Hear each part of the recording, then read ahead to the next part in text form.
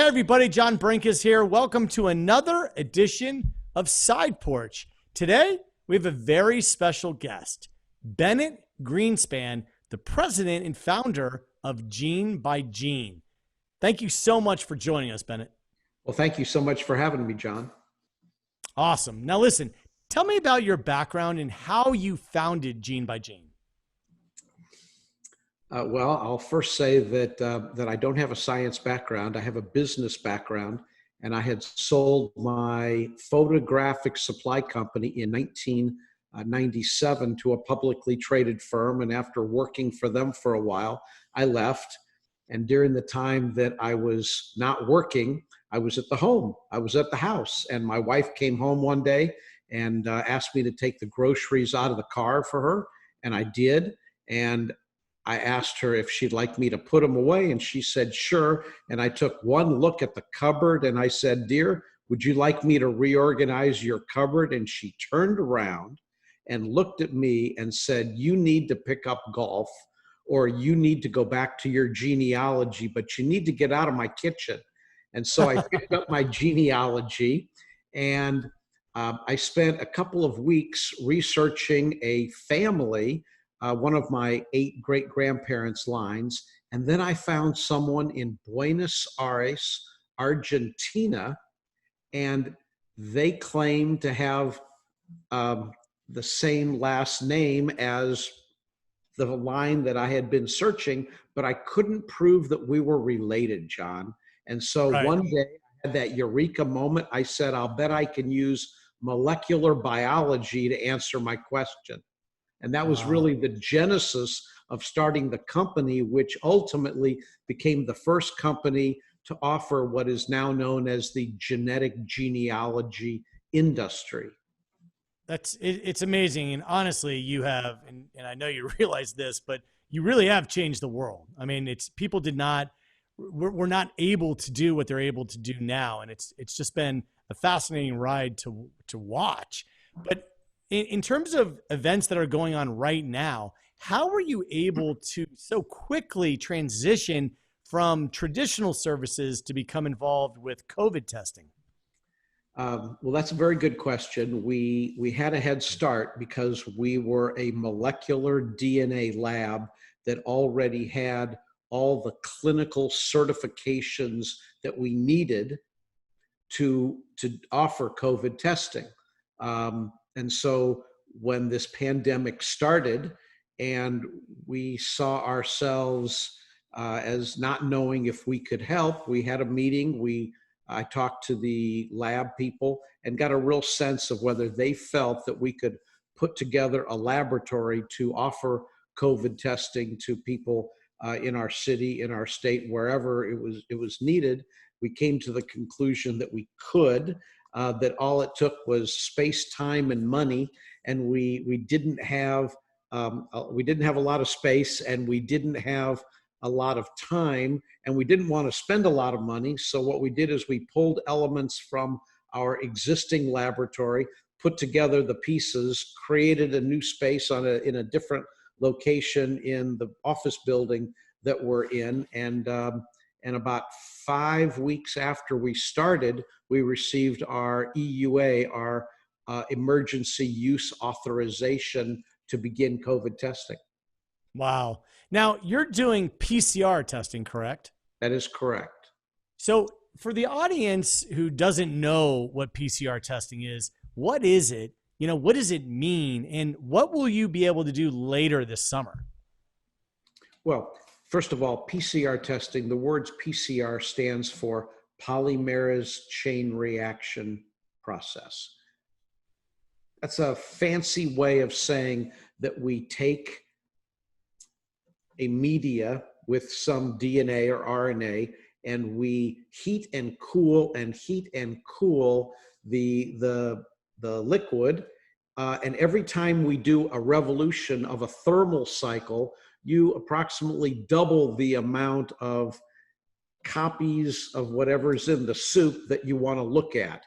And so real-time PCR allows us to actually watch as we're running 90 samples, and we can see the people who are starting to show that they have lots of copies of the virus. Right. Now, you're in an interesting position because you guys are sort of running toward this pandemic. Everyone else is running away from it. Can you share for us your decision making on what have the protocols been for your employees in terms of coming back to work and forging a road ahead? When we saw the pandemic coming to our own city in March, we had a dress rehearsal for working at home. And we decided who on the staff was essential to keep the business running. And essentially, those were the people that make the DNA test kits that we send out to our regular customers, the people that check those in, and the lab staff who use their hands in the laboratory or run the robots. Other than those people and the small team of people that we had who were making decisions on building the COVID lab, we sent everyone home. So we have about 150 employees. We sent about 110 people to their house, and they've been actually doing quite well. We're pleased to see that, although we know a lot of people would like to get out of the house and come back to the office. We have not allowed that yet. We will probably in the next 2 to 4 weeks, come up with a plan, but we don't want to feel pressed. But it's one of those situations that I believe that anybody who was in our situation that had a laboratory, that had the qualifications and the good personnel, to be able to put together a COVID lab would have done so. We simply happened to be in that right place, John, at the right time, and took advantage of the weakening of the controls on the part of the FDA that allowed us in a very short period of time to enter this fight, because under normal circumstances, year or two would have been a minimum. Right. And what's interesting is you obviously decided to proactively do this before any of sort of the latest topics that have gone on in the news. Yep. You were way ahead of this curve in terms of making sure that everybody is included in being protected as much as possible from COVID and having a safe working environment. What trends are you seeing in terms of where COVID is going, especially now with sort of the situation that we have in the news cycle today? So I watched the various websites that talk about the increase and decrease in COVID religiously. I think it's very important to know what's going on. I'm real concerned that 22 states have numbers that are going up. I think that complacency is our biggest enemy in this fight.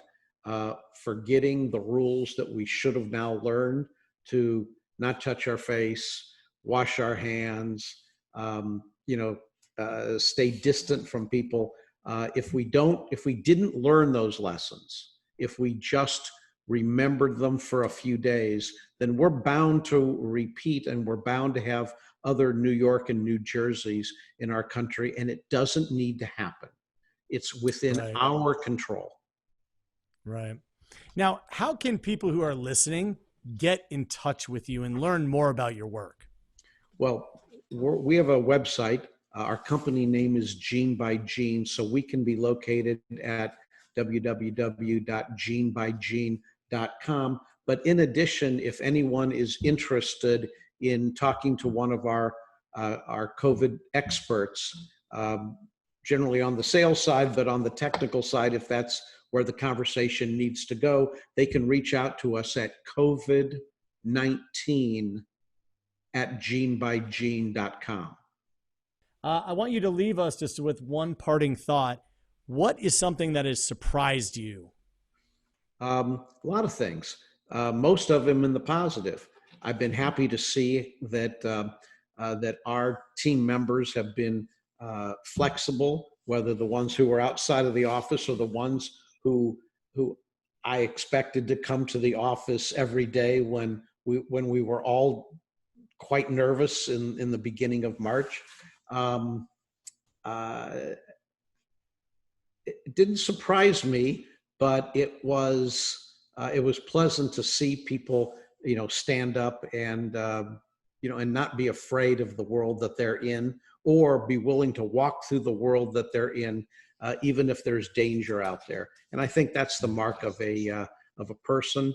I work with several brave people. I'm glad I do, and it's made me certainly appreciate my coworkers more than I would have. And I think that, when the going gets tough, that's when you really, see what people are made out of. And I think we're seeing that, by and large in the country. I think that, by and large across the country, people get it. They understand that, that this is a pandemic, that this is a real event. And I think we're all a little frustrated by spending too much time in our homes, but I think that if we just will stay away from other folks, and think about what we're doing rather than doing and then thinking, I think that we'll get through this just fine. All right. Well, Bennett, thank you so much for joining us. Keep on fighting the fight. You are doing some incredible work, and thank you so much for your positive energy and your incredible knowledge, and most of all for your action. You really are making a difference in the world. Well, thank you so much, John. I'm going to pass those sentiments on to my team. I know they'll be appreciated.